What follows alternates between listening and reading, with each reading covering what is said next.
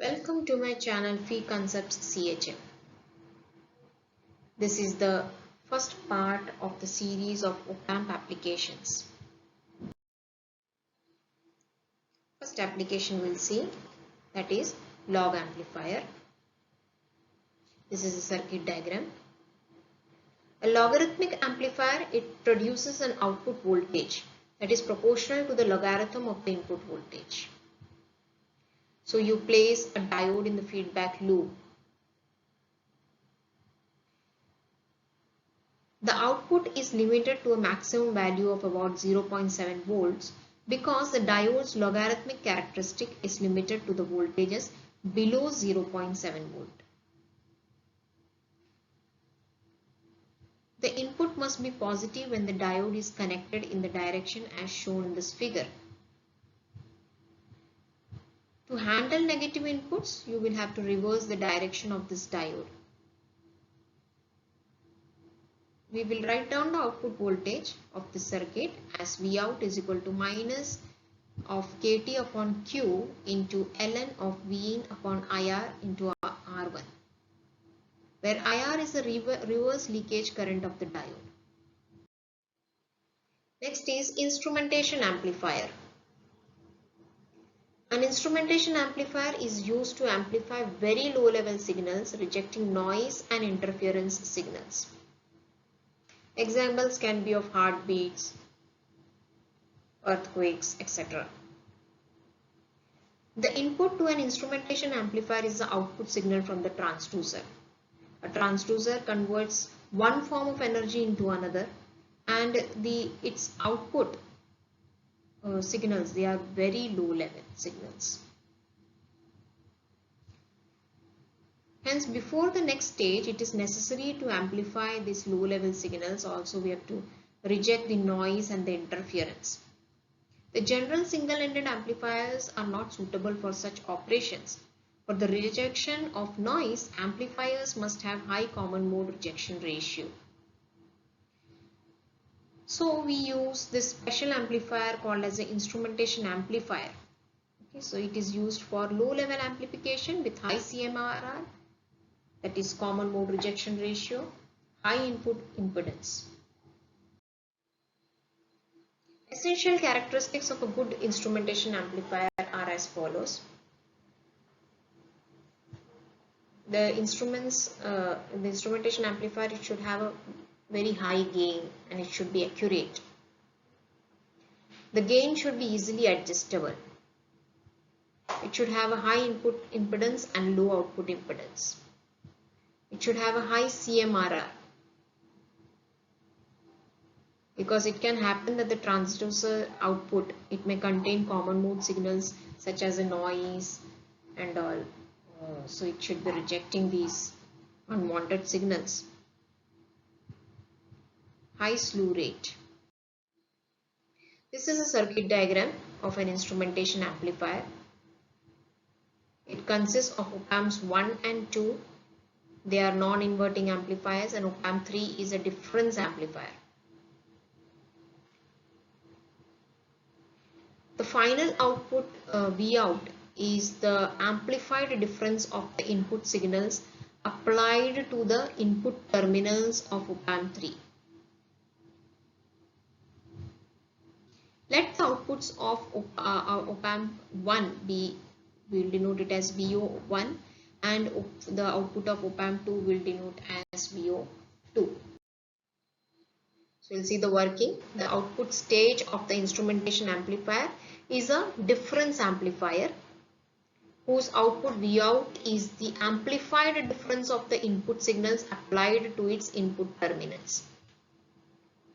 If the outputs, as we had said, is we are denoting as VO1 and VO2, that of OPAMP 1 and OPAMP 2, then we can write down the output voltage, final output voltage, as this R3 upon R2, that is the equation for a difference amplifier, R3 upon R2 into VO1 minus VO2.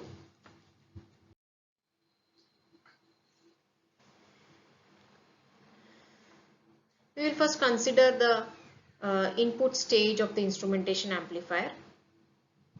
The potential at Node A is the input voltage V1, hence the potential at node B, because of the virtual short concept, here also the voltage will be V1, and hence the potential at the node G will also be V1. The potential at node D is input voltage V2, same way at point C or at node C also the voltage will be V2 because of virtual short, and hence the potential at this node H will also be V2. So here there is V1 and here there is voltage V2. Ideally the current to the input stage op-amps is 0. Therefore the current through the resistors R1, R gain and R1 remains the same. So applying the Ohm's law between the nodes E and F, we can write down as I is equal to VO1 minus VO2. Here there is VO1 and here it is VO2. Divided by R1, this is in series. So R1 plus R gain plus R1, this is equation 1. So R1 plus R1 is 2R1. Since no current is flowing to the input of the op-amps 1 and 2, the current I between the nodes G and H can be given as I is equal to this Vg minus Vh upon R gain. So that can be written as V1. Here the voltage is V1, here V2. So V1 minus V2 upon R gain, this is equation 2. So now we can equate both the equations 1 and 2. So we get this kind of equation, and we can rearrange the equation to get VO1 minus VO2 on the one side, and on the other side you have 2R1 plus R gain into V1 minus V2 upon R gain. This is equation 3. The output of the difference amplifier we had written earlier in this form. Therefore, from here we can write down VO1 minus VO2 as R2 upon R3 into Vout. Now we can substitute, we have also got VO1 minus VO2 in equation 3. What we will do is we will substitute VO1 minus VO2, this value in equation 3.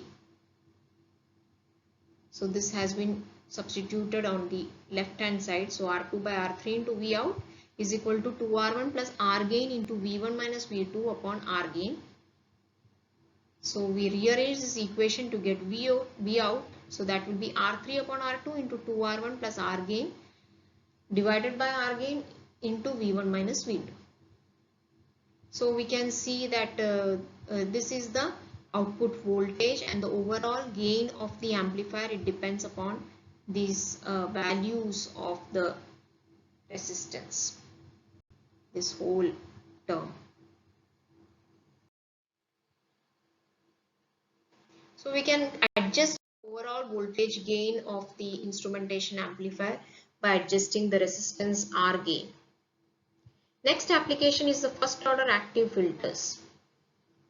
The order of an active filter depends on the number of RC circuits which we call as poles. So the number of RC circuits determines the order of the active filter. So if there are 8 RC circuits, then the order is 8. The main disadvantage of passive filters is that the amplitude of the output signal is less than that of the input signal. That is, the gain is never greater than unity, and that the load impedance affects the filter's characteristics. Advantage of active filters. With passive filter circuits containing multiple stages, this leads to a loss in the signal amplitude, which we call as attenuation. One way of restoring or controlling this loss of signal is by using amplification through the use of active filters. So we list down some advantages of active filters. No loading problem, because we use an op-amp which has very high input impedance and low output impedance.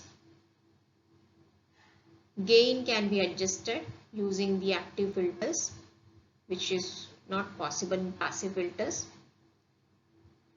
Frequency adjustment, there is a flexibility in adjusting the cutoff frequency compared to the passive filters. So we will first see this first order active low pass filter. This is a non-inverting first order low pass filter. There are two resistors R1 and R2, which gives the advantage of voltage gain, and the voltage gain is given as R2 by R1 plus 1. Cutoff frequency is given as Fc is equal to 1 by 2 pi R3 into C1. So we can see this frequency response of this filter, that is, as when the frequency is very less, it will have a high gain. You can see it is almost constant. Whatever you apply at the input will be almost transferred to the output. You will get maximum gain here, and as you cross the cutoff frequency, the gain goes on decreasing.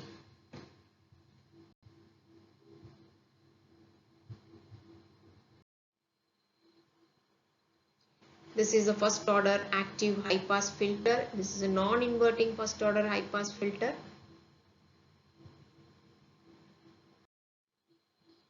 You can see the frequency response here. At lower frequencies, the output voltage is very less, that is, the gain is very less. But as you cross the cutoff frequency and go for higher frequencies, the output voltage becomes maximum, the gain becomes maximum. Gain is given by R2 by R1 plus 1. Frequency is again given as it is in the low pass filter, 1 by 2 pi R3 C1. Thank you for watching this video.